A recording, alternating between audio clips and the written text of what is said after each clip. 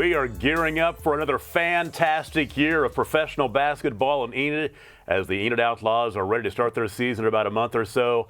I'm Tom Nelson, joined by Jonathan Reed and Ed Corporal. Jonathan Reed runs the show for the Enid Outlaws. Ed Corporal, the brand new returning head coach of the Enid Outlaws, and we are so excited to get a chance to talk to you guys about the upcoming season. Boy, Ed, first of all, welcome back to Enid. I know that you just got back into town this weekend. Tell me a little bit about getting back to Enid and getting going again and the great memories you have. That nice ring you got as well. Yeah, another one too, the Coach of the Year ring. That's too. Right, that's right. It's good to be back. I feel like I haven't left. It's good to be back home.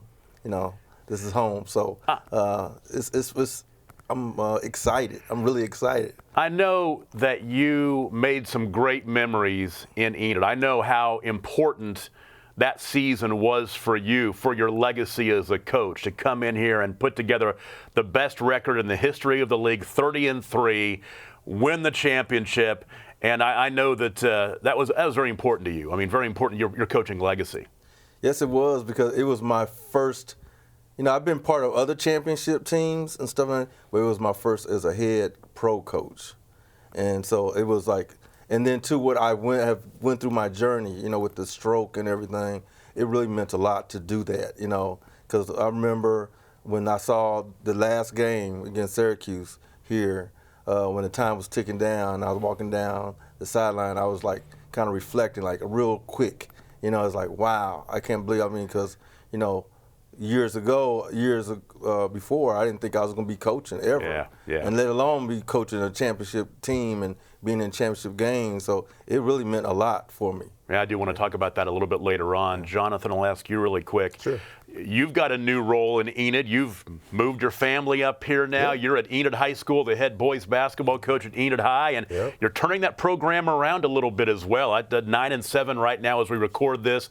Got the postseason coming up in the next month or so. But talk about your journey to get from El Reno. Well, let's go way back. Let's go back to your college and pro career and how you got to El Reno and now to Enid. Yeah, I went to high school in El Reno, had a pretty good career there, and then went junior college, won a national championship junior college, then went to Arkansas State, played some college ball.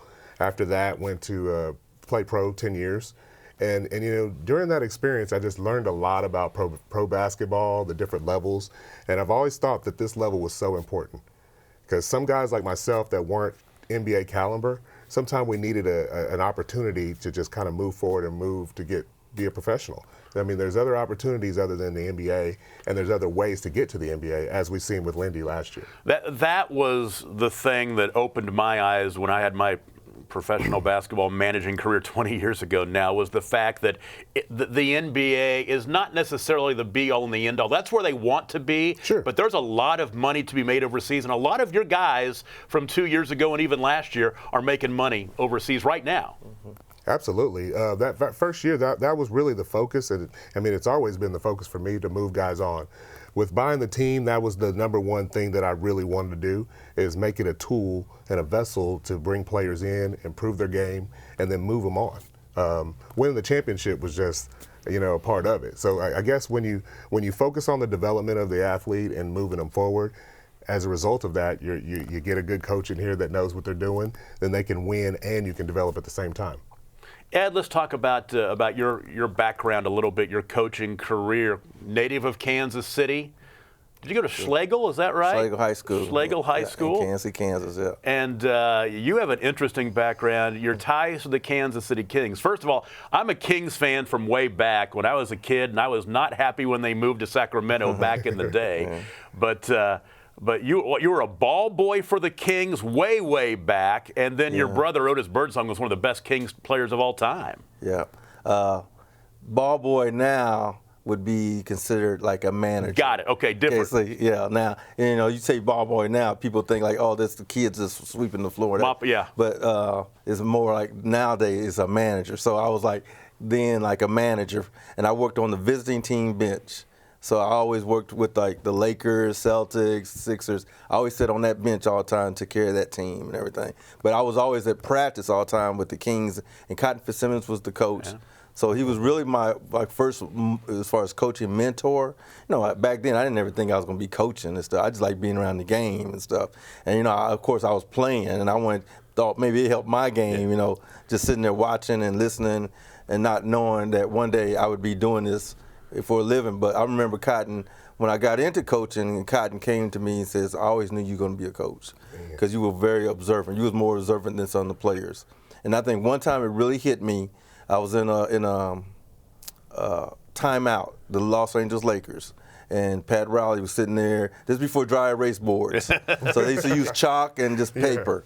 And I remember sitting in the huddle, and because I used to always have to wipe the seats off before the coaches sit down after the guys would get off from the timeout, the players. So that was my job to hurry and get get that sweat up, son. So exactly. So I wouldn't get screamed at. I would stay right next to the coach and just wipe it up really quick. So I started thinking I need to really pay attention, and I started just watching them and listening to them. And Pat Riley was kind of really one of my mentors too, because I would sit in the locker room with him, and he would just chat with me about the games and what do you think, and to kind of tell me stuff and everything. And I really embraced it, and I started really listening to it. And I started so Pat would always throw, every time he would draw stuff up, he would just throw it underneath the chair. So I started picking them up and keeping them. And until this day, I still have some of those plays and stuff. So I reflect on kind of that stuff back then, but that was I always say I had the best teenage childhood years, because I grew up in the NBA around all those players. And now I take it I was kind of spoiled, because back then I really didn't think nothing of it, because these guys would come to our house. My mom would cook for them and stuff and everything. So, they were just people to me. But now, it's wow. I was so-and-so used to come to our house and everything. And, when I tell people I know certain people, I remember my kids, I was telling I know so-and-so, I know so-and-so. They're like, yeah, all right, Dad, all right, yeah. Yeah.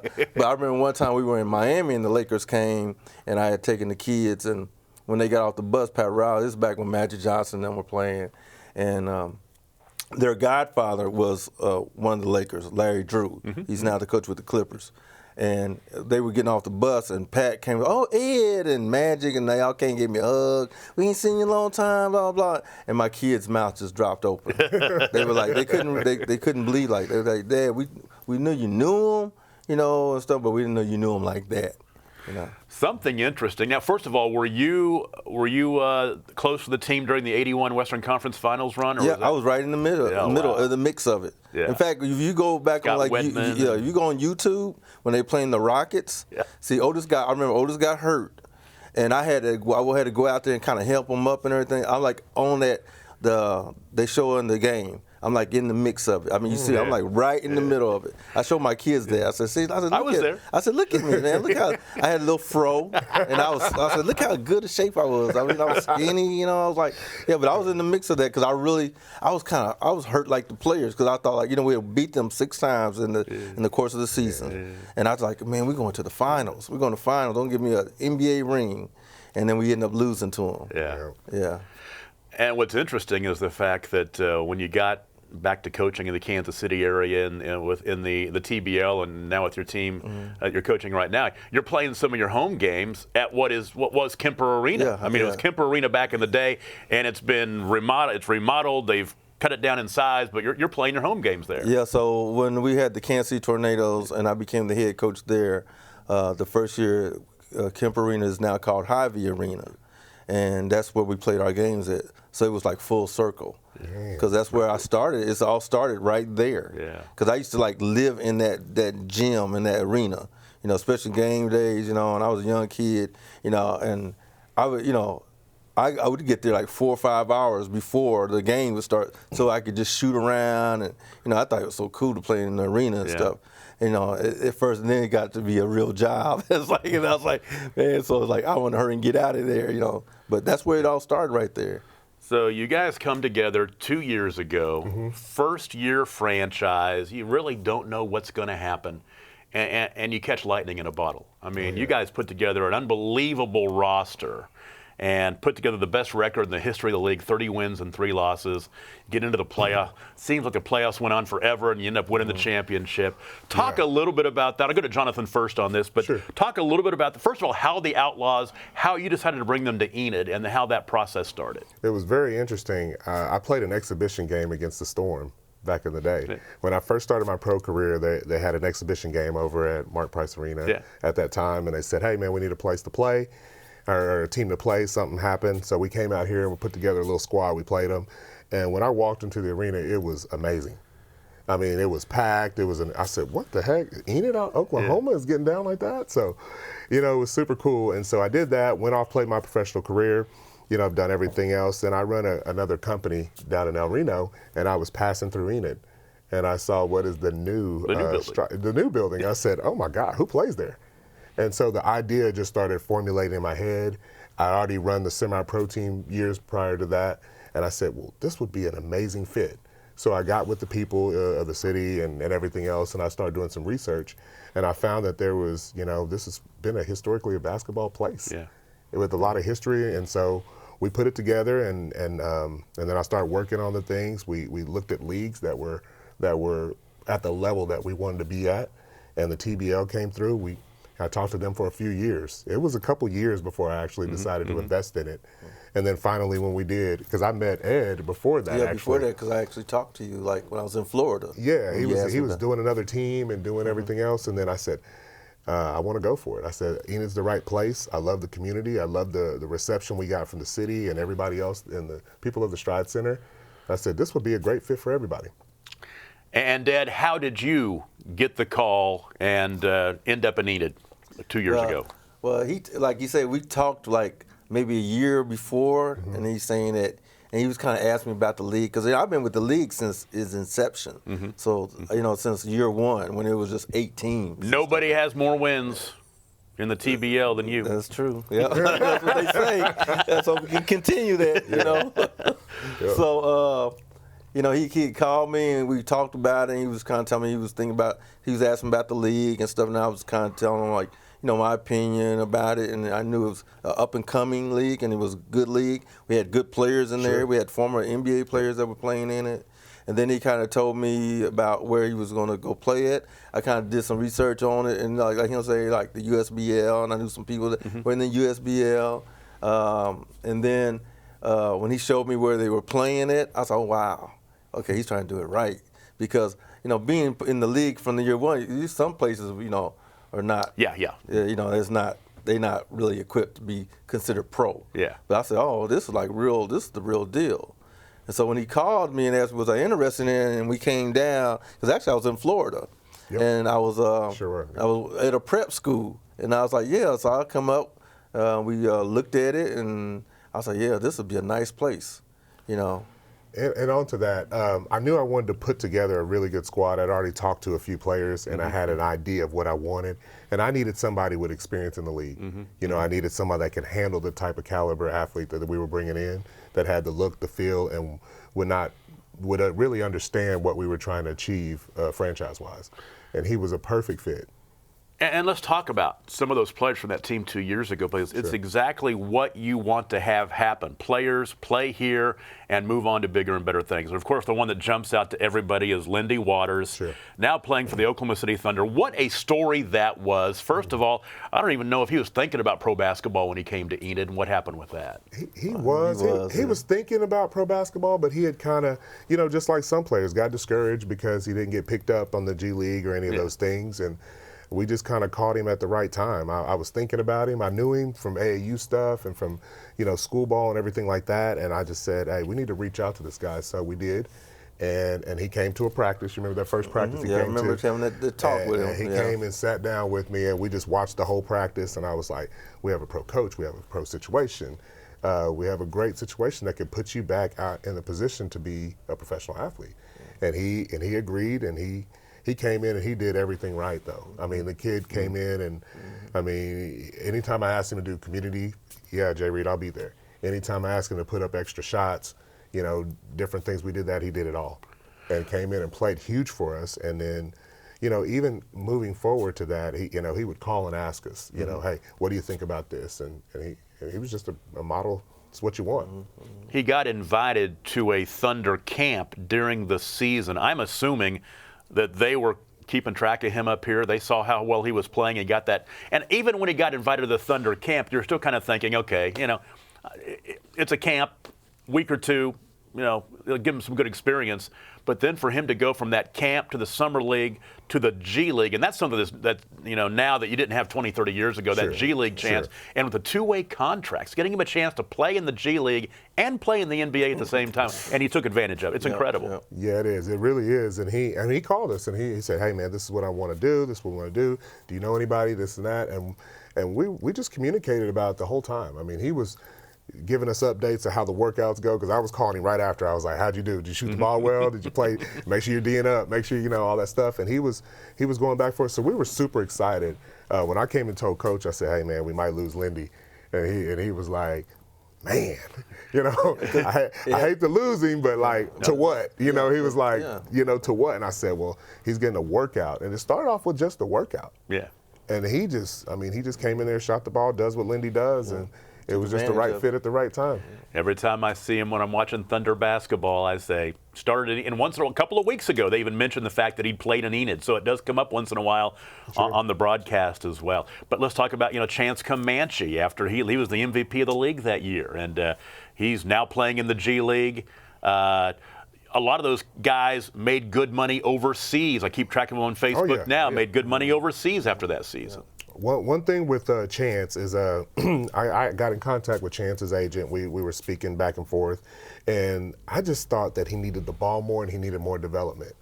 And with that type of player, I knew Ed would be able to bring that out of him. As far as his style of coaching, it just suited Chance really well. It suited his game. And I was like, man, if I get the right type of players with the right type of coach and the right system and an environment, we could have something special, and that's what we did. Let's talk a little bit about after the first season, the 30-3 season, you win the championship. Ed didn't come back.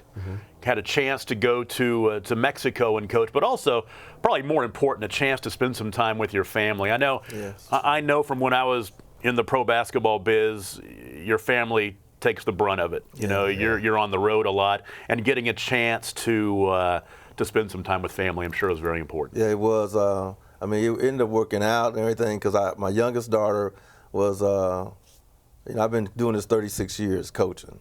So most of my kids, you just kind of see me in passing, And so this youngest one was about to graduate from the University of Kansas, and it was her last year. She's a dancer, and so she does a lot of, auditions, recitals, all kind of things, So I never get a chance to see. I've missed a lot of that.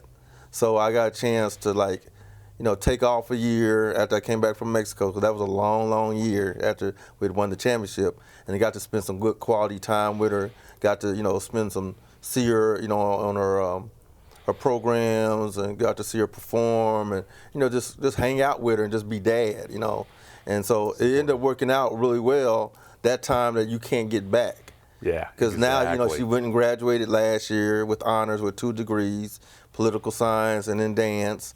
And then she moved back to Maryland, So she's up there now working with the Washington, D.C. dance company there. Oh. She's teaching dance in New York and in D.C. and Maryland. So she's doing really well, but I got that chance to spend time. And then, too, it was fun last year because, Kansas won the national championship. Yeah. Oh, yeah. And we got to hang out at the parade and stuff and everything. It was just like heaven. It was perfect. And I would have never got that chance, if I had been, coaching. Yeah. So it ended up working really well, and she deserved that. I always thank her all the time, for being so understanding. I thank all my kids for being so understanding, to allow me to, do what I do, I didn't realize we actually have something in common because during that first season, I actually missed a couple of home games announcing for the Outlaws that first year when you were here because my daughter was doing the competitive cheer thing, and I was at the National Dance Championships in Orlando. So been there, done that, and she took 1 year of that, and I have to worry about making any. I have to spend a lot of money on that. Yeah, I know. So definitely. But let's talk about this year now because here we go. Let's clean slate, new page, new season. We're so glad to have the Outlaws back. And opening up on March 3rd on the road at Shreveport, that's going to be a heck of a ball game. Shreveport's a great team in this league, and the home opener is March 12th. New team out of Wichita, the Sky Kings, be coming in. That Wichita-Enid rivalry is going to be coming back a little bit. Talk a little bit about what you've been going through the past couple of months as we get started. First of all, you're coaching at Enid High. You got a lot on your plate right now. Sure, a lot on my plate, but I love it. I mean, this is kind of what I do. My family's really supportive as well as everything that I do and take care of this. So it allows me to be able to do both. A lot of people ask me that. They say, how are you the general manager over here and head coach at Enid? And I'm not going to say it's not tough, but I have a great support system right now, and they're really helping me. But we've been preparing for this. We came up a little bit short last year of winning the championship. So since then, if I don't win it, my whole wheels start turning. So we've been improving some of the things that we weren't so good at last year, and putting together an awesome roster. And you see we got our coach back. And so I think that this year is going to be pretty much one of our best years. And I know it's hard to say that, and people don't like to say that, but when I say best, doesn't mean we're going to blow everybody out like 40 and all that. It just like means, the first year. Yeah, exactly. It just means I think we have the right mix of people. We've added some staff, and we've got the right people kind of doing the right things now. And that's what makes a difference for us. And being here in Enid has been amazing. I mean, moving here, having the high school situation and just being visible and being around, I think has really helped our franchise and helped me connect with some of those people that we weren't able to add in previous years. To me, you just mentioned something very, very important. I want to make sure people realize the team is the players and coaches and staff are going to be based in Enid. Oh, yeah. And that's a big deal. I know for the coaches and the players, at least 2 years ago, the travel back and forth was that's hard. That's hard going back from El Reno to Enid, and it's going to be a truly fully Enid-based team, which is going to excite everybody. Which is so funny is when we first talked, that was the goal year 3. Yeah. We actually originally talked about that. Coach Ed and I, when we talked about it, I said, man, I'm going to keep them in El Reno in my training facility for now, just until we work out all the kinks of that, practice facilities and whatnot. But now when, it kind of works out where we can keep the guys here, which is amazing. I think that'll be really good for the players, really good for the coaches, because it kind of got to the point where this was our, a neutral site. It really wasn't our home gym. The first year. Exactly. Because we didn't get to practice here all the time. We didn't get to play here. That daily interaction with the Stride Center wasn't there. Yeah. And the fans. So we had to actually drive an hour just to get to our games. Now that problem is not there. So I think that'll make a huge difference in just the guys and community aspect of the team. Let's talk about getting players. That's a very, very important thing, finding players. How is that process right now? I'll ask both of you. It's been great. We've been working on it and talking to a couple players for a long time. We've got some signed guys. We got a couple guys from Houston, Push, that we signed. Coach brought in a guy that he had been liking for a couple years. That was a really competitive series, man, with the Houston Push. I mean, that was our biggest competition, the first year, I'd say. And so we got a couple guys from that team since they're no longer playing. And we got some pieces from Oklahoma. And so a lot of people don't realize this, but I look in Oklahoma first, always. It's very important. I always look at Oklahoma guys first. People that played at Oklahoma universities and have Oklahoma ties are always important for me because I think it's important to do that. So that's what we did first. We've got some guys right now that we have commitments from for training camp, and it's primarily a lot of Oklahoma guys. And so Coach is now bringing some guys in and talking to some guys, but we kind of work it where, I kind of look more of the player side and everything like that. He works and see if they fit what he does, and then we do it as a team.